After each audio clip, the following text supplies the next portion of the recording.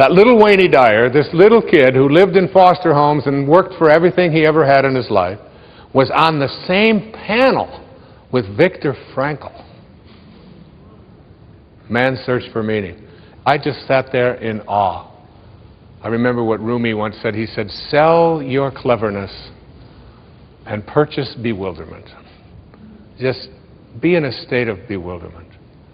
And I was just totally in awe to be sitting in the same room, let alone on the same panel, let alone discussing in front of these presidents with this man who had everything taken away from him. He was a psychiatrist who was taken off to the concentration camps in Nazi Germany.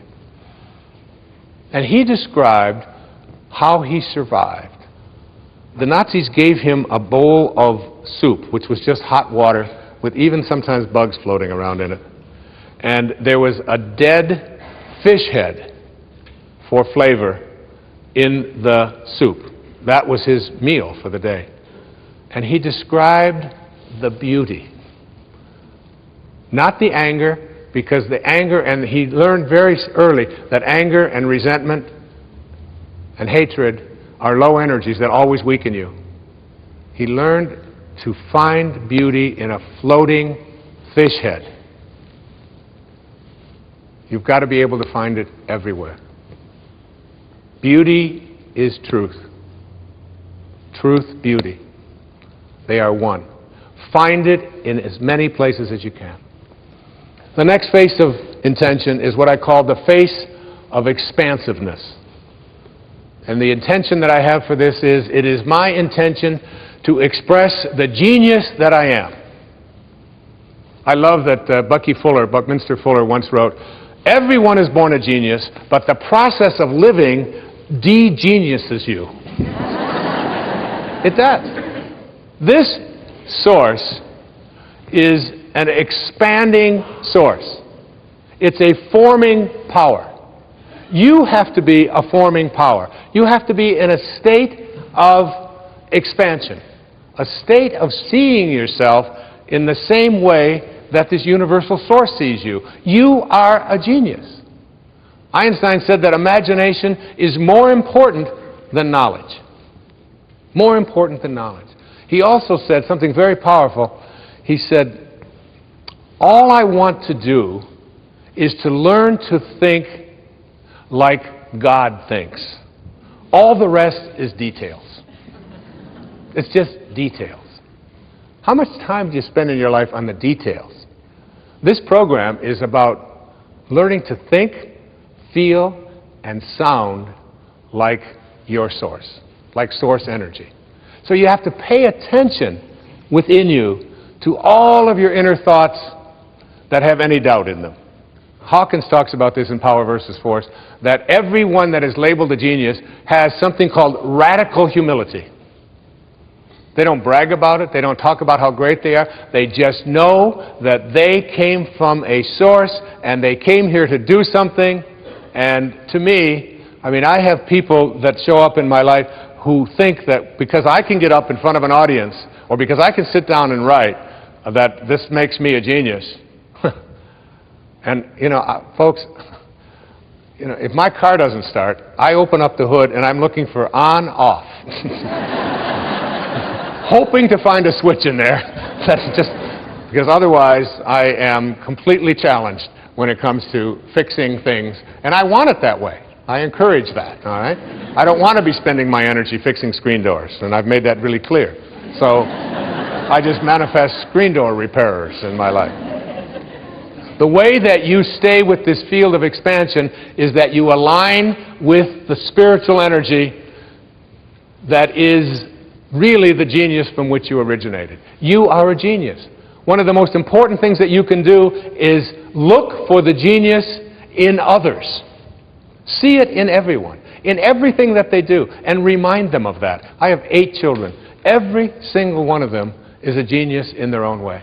Every one of them. One of my daughters who you'll be hearing in a few moments, is a genius when it comes to taking the microphone and singing.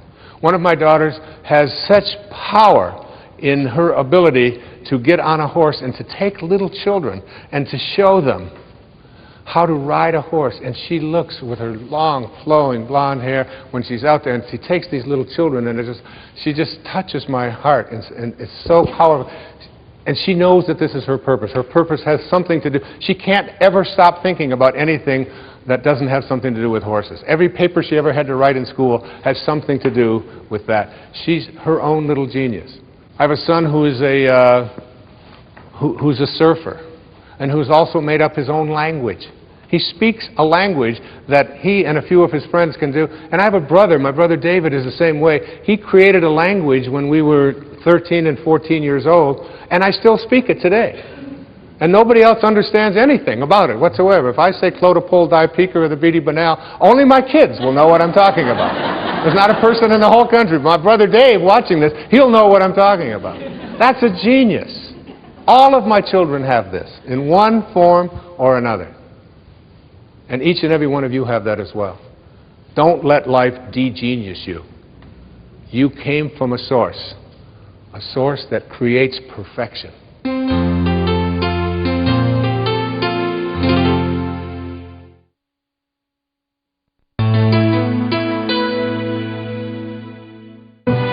This program was made possible by contributions to your PBS station from viewers like you. Thank you. The next face of intention is called the face of abundance. And the face of abundance, remember, I go back. This creative source reacts to your belief in shortages with a fulfillment of your belief. So if you believe and know and are certain that you can't attract abundance into your life, but I want to tell you tonight, you tuned in to somebody who knows about abundance. I have always been able to create abundance in my life. When I was a little kid, all the other kids in the places that I lived and so on, and even when we got back at home with my mom, pop bottles. You remember soda pop bottles? You could collect them, little knee-high bottles, and Pepsi-Cola bottles, and Coca-Cola bottles, and 2 cents if you took them back. I was a master at collecting pop bottles. I could manifest a pop bottle just like that. It was We used to have furnaces that had coal in them. And I would go along and I would empty people's ashes that they would set out. So just take it out to the alleys. I would go to the grocery store, and because my imagination was always working on abundance, I would carry groceries out for little old ladies. You know what I'm doing today? Right now? Collecting pop bottles. And taking out ashes. And taking out groceries for little old ladies. Just a bigger stage. See, if I came to this source and said, I don't have enough, this source doesn't know how to react to I don't have enough. This source is an endless supply. It's like the ocean. You can take a 10 million gallon tank to the ocean of abundance, and you can take it out every hour, or you can take a thimble once a year. And the ocean doesn't care. It makes no difference to the ocean, because everything returns to this source. Every time I walk, wherever I go, in fact, it happened to me this morning. I found a dime. A dime? That's like major. A dime. That's 10 pennies. That's 5 bottles. And whenever I bend over, and I notice that it gets a little further away, I bend over and I pick up this coin, and I always say, thank you, God, for this symbol of abundance that always flows into my life. Never once have I ever said, how come only a dime? I need $1,000. Why are you only giving me a dime? It reminds me of a wonderful story of a grandmother who was living in that consciousness, and she was walking along the beach, and she had her little grandson with her, and all of a sudden this huge wave came right out of the ocean, gobbled up, took the son, and he was gone, just disappeared. She got down on her knees, she prayed, oh my God, please send my grandson back. How could this be? This is the worst moment of my life. Please send my grandson back. And all of a sudden another wave came along, and plop! There was her grandson, right there next to her feet. And she looked up and she said, he was wearing a hat.